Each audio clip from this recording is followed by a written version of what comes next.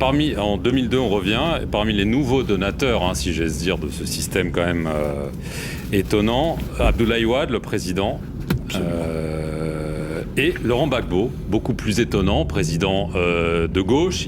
Il a avoué à sa sortie de prison de la Cour pénale internationale que vous et Dominique de Villepin, vous l'avez fait cracher au bassinet. Comment ça s'est passé ? Laurent Gbagbo voulait s'attirer les bonnes grâces de la France. Je lui ai dit, tu sais Laurent, je vais être franc avec toi. Il va falloir que tu puisses contribuer, faire un geste pour M. Chirac. Et j'organise un déjeuner au restaurant La Pérouse. Il y avait Gbagbo dans un salon du restaurant La Pérouse, Gbagbo, Villepin et moi-même. Et là, je dis à Dominique de Villepin, je lui dis, Dominique, comme vous me l'avez demandé, je vais demander à Gbagbo devant vous d'aider le président de la République. Et j'ai demandé à Laurent, voilà ce que je t'ai laissé entendre, je vais le dire devant le Dominique de Villepin, il va falloir que tu puisses aider à l'élection présidentielle de 2002. Et Laurent de dire, je suis de la famille socialiste, je suis un ami de M. Jospin, mais Dominique, j'aiderai à hauteur de 3 millions de dollars M. Chirac. Ce qu'il a fait ? Ce qu'il a fait. Est-ce que vous considérez qu'il a été trahi par Jacques Chirac, par Dominique de Villepin, par la France plus largement ? Monsieur Perelman, vous m'offrez l'opportunité de laver ma conscience. J'ai été l'acteur et le témoin de toutes les relations entre la France et la Côte d'Ivoire en ces heures troubles, difficiles. J'ai vu que Jacques Chirac et Dominique ont été d'une ingratitude à nul autre pareil. Et quand, comment vous dire, Laurent est tombé, qu'il a été conduit à La Haye, j'en ai beaucoup souffert. Personnellement et dans ma famille, j'en ai souffert terriblement. Vous vous sentiez coupable ? Comment vous dire ?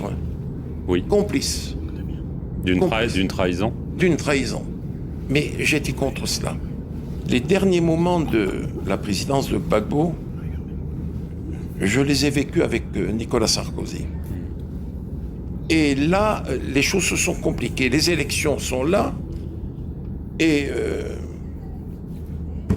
Laurent avait gagné les élections. Nous savons qu'il les avait gagnées. Comme Jean Ping les avait gagnées en 2016 à Libreville. Là, Gbagbo avait gagné les élections. Pas Ouattara. Pas Ouattara. Le Conseil constitutionnel a dit que c'était Laurent le vainqueur. Vous connaissez la dispute, mais bon. Ok, passons.